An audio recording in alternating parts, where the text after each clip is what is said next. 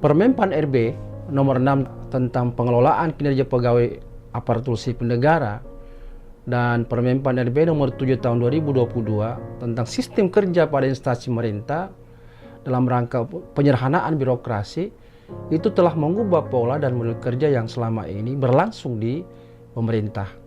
Khususnya tentu dalam konteks kita pembahasannya di pemerintah daerah. Tujuannya daripada Permenpan ini adalah bagaimana sejauh mungkin kinerja organisasi itu dapat dicapai melalui pengaturan sistem kerja dan cara menilai kinerja pegawai ASN yang selama ini memang sistem pengukurannya itu tidak memberikan kepastian dan jaminan bahwa kinerja organisasi dapat dicapai melalui kinerja ASN.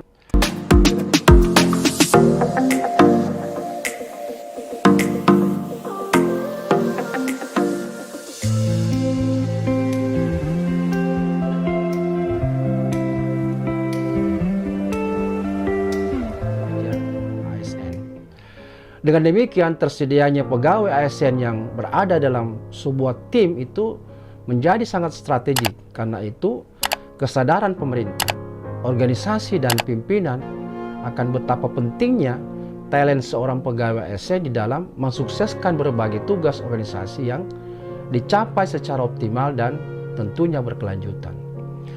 Organisasi pemerintah dan pimpinannya harus menyadari bahwa kesuksesan organisasinya itu sangat bergantung pada pegawai yang mereka miliki. Oleh karena itu, tugas pimpinan adalah memprioritaskan dan memastikan bahwa organisasi yang dipimpinnya telah menemukan atau mendapatkan talenta yang tepat. Nah, biasanya ini mencari talenta yang baik merupakan sesuatu yang jauh lebih sulit daripada menemukan peralatan yang tepat untuk mendukung organisasi. Mengapa? Karena pola kerja yang baru nanti ini itu berbasis pada tim. Karena itu, komposisi daripada tim yang dibentuk untuk menyelesaikan suatu kegiatan atau program itu sangat bergantung pada talenta masing-masing anggota tim. Nah, pegawai ASN yang bertalenta ini dan berkualitas sekarang ini menjadi sangat mahal bagi organisasi. Yang sering terjadi adalah merekrut pegawai ASN yang sudah ada, namun atau mungkin kurang tepat atau cocok di dalam membantu tim mencapai kinerjanya. Di dalam sebuah penelitian yang dilakukan di Amerika ditemukan bahwa 41% para pimpinan itu mengatakan bahwa perekrutan yang buruk itu terhadap pegawai itu dapat merugikan organisasi hingga mencapai, kalau dirupiahkan itu 362.500.000. Sementara 20% yang berpendapat bahwa akan menelan biaya 725 juta. Terlebih lagi, seperti yang sekarang disadari, banyak organisasi atau perangkat daerah di pemerintah daerah itu yang tidak lagi memiliki kendali di dalam perekrutan pegawai baru karena sistem rekrutmennya itu dikendalikan oleh pemerintah pusat atau terpusat. Bagaimana need assessment itu tidak menjadi sebuah acuan yang paling dasar di dalam menentukan jenis talenta yang dibutuhkan oleh pemerintah daerah, karena ini berbagai kondisi dan kendala. Demikian pula di tingkat pemerintah daerah, terkadang sangat sulit dipengaruhi peran kepala daerah itu untuk bisa menemukan talenta itu dengan menggunakan pendekatan sistem merit. Walaupun kita lihat ada di Badan Kepegawaian Daerah atau BKPSDM di tingkat kabupaten kota. Nah, saat ini itu disadari bahwa talenta terbaik untuk menjadi pegawai ASN itu telah bergeser, karena mereka telah menyadari potensi mereka itu, sehingga banyak di antara mereka itu ketika menyelesaikan pendidikannya atau memiliki keterampilan yang bagus itu lebih menerima tawaran dari sektor bisnis atau swasta yang memang mencari talenta-talenta terbaik karena lebih cocok dengan karakter dan harapan mereka. Apalagi kita lihat sekarang ini bahwa komposisi daripada calon pencari kerja itu adalah kaum milenial yang tentu akan berbeda situasinya ketika model kerja dalam pemerintahan itu belum banyak mengalami perubahan. Sehingga ini sebuah tantangan tersendiri. Nah, sehingga ini harus betul-betul diperhatikan sehingga tantangan ini kini dan maupun ke depan itu harus bisa dicarikan solusinya. Karena itu jika organisasi atau pimpinan ingin keluar dari kondisi ini, maka terlebih dahulu perlu ditentukan dan perlu mengkomunikasikan dengan jelas. Kira-kira dalam organisasi kita itu jenis kandidat yang kita ingin tarik di dalam komposisi tim yang akan kita bentuk. Tentu ini berkaitan dengan program-program yang menjadi prioritas di perangkat daerah kita dan jenis pekerjaannya, sehingga memerlukan komposisi talenta yang tepat. Karena itu, karakteristik yang perlu selaku pimpinan tentukan untuk kandidat yang ideal itu adalah di mana apa keterampilan kerja yang dibutuhkan. Kemudian, seberapa lama tingkat pengalaman yang dibutuhkan untuk seorang ASN yang akan menjadi tim. Lalu pertanyaan berikutnya, apa kualifikasi profesional yang diperlukan oleh tim di dalam organisasi. Kemudian kepribadian seperti apa yang Anda inginkan dari pegawai yang Anda akan masukkan dalam tim Anda. Tentukan aspek unik dari budaya Anda yang kemudian disesuaikan dengan karakteristik pegawai yang akan kita masukkan di dalam tim kerja.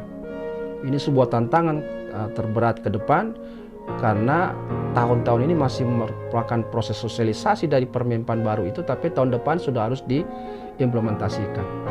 Karena itu saya menyarankan ada beberapa aspek-aspek penting yang perlu dipersiapkan untuk menarik dan menempatkan pegawai ASN di dalam tim. Yang pertama adalah kelola reputasi tim organisasi Anda. Jika Anda selaku pimpinan dan berpikir bahwa reputasi organisasi itu tidak penting, itu saya kira salah.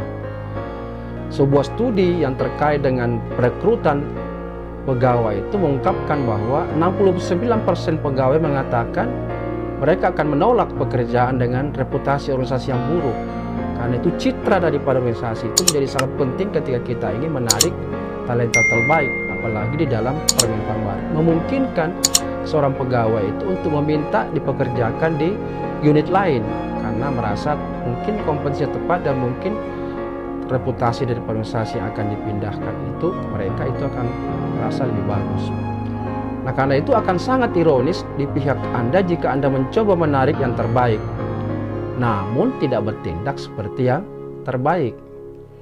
Di dalam masyarakat di mana media sosial saat ini sudah sangat menjadi platform di dalam mendapatkan informasi, maka Anda tidak boleh membuat kesalahan-kesalahan dalam hal reputasi organisasi Anda. Karena satu saja praktek yang tidak etis pernah Anda lakukan, maka itu akan dapat menyebabkan hilangnya pegawai terbaik Anda atau yang ingin masuk ke tim Anda. Saat ini beberapa situs maupun website itu memberikan banyak peringkat-peringkat organisasi yang memberikan informasi kepada masyarakat mengenai kondisi organisasi Anda. Sebagian besar daripada website itu atau situs tersebut itu mengandalkan ulasan yang diberikan oleh pegawai saat ini. Juga termasuk pencari kerja yang kadang-kadang menggunakan situs media sosial untuk meminta ulasan tentang organisasi tertentu yang mereka ingin masuki atau lamar. Yang kedua adalah apa manfaat bagi pegawai yang bekerja di organisasi Anda. Sekarang Anda harus tahu bahwa teknik motivasi keuangan mungkin tidak berhasil untuk menarik semua pegawai, karena tidak semua orang bekerja itu semata-mata berorientasi pada uang.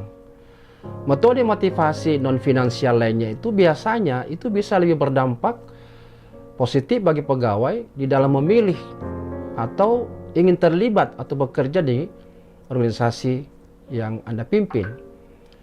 Motif-motif yang menarik pegawai untuk mau bekerja di organisasi Anda itu karena salah satunya misalnya ya tentu aspek non-finansial.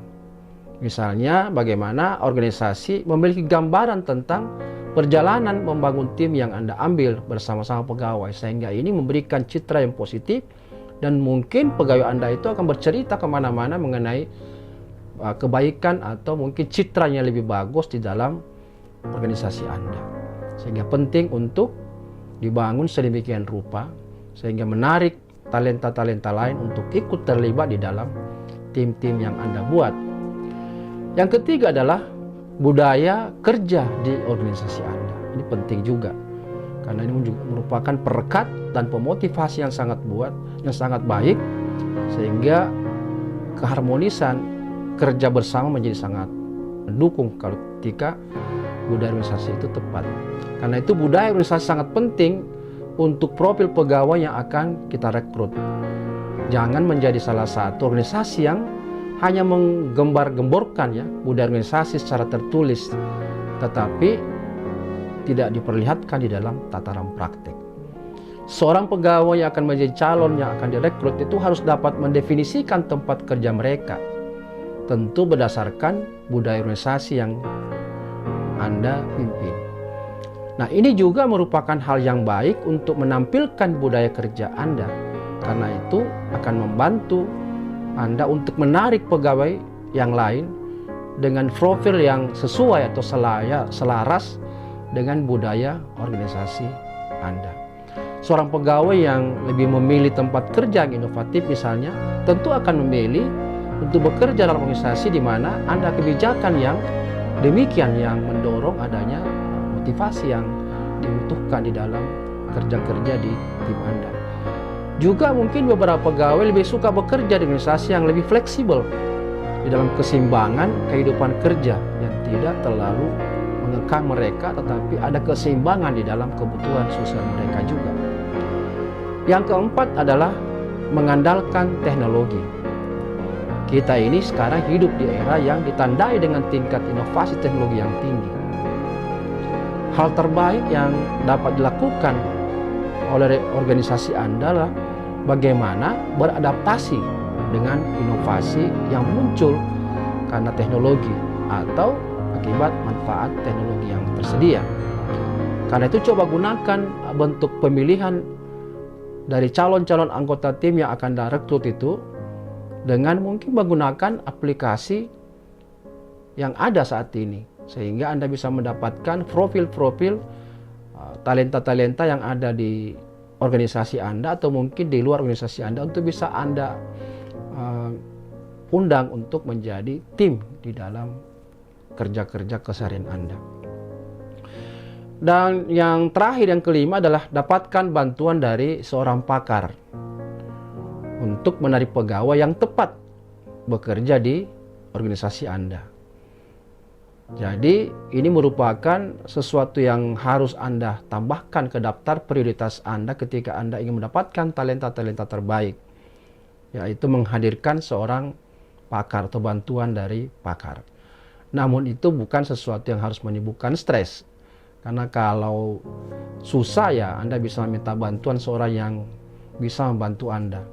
Nah, inilah sebenarnya poin-poin penting yang disampaikan bahwa bagaimana cara kita mengantisipasi adanya perubahan baru di dalam sistem kerja, pola kerja yang kemudian menekankan pentingnya bagaimana kinerja seorang staf itu benar-benar dipastikan memberikan kontribusi bagi pencapaian kinerja secara berjenjang sampai ke puncak organisasi.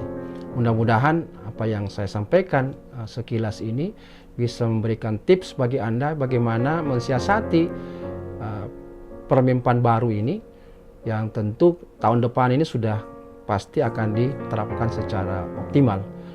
Sampai ketemu di tema-tema lain. Salam reformasi birokrasi.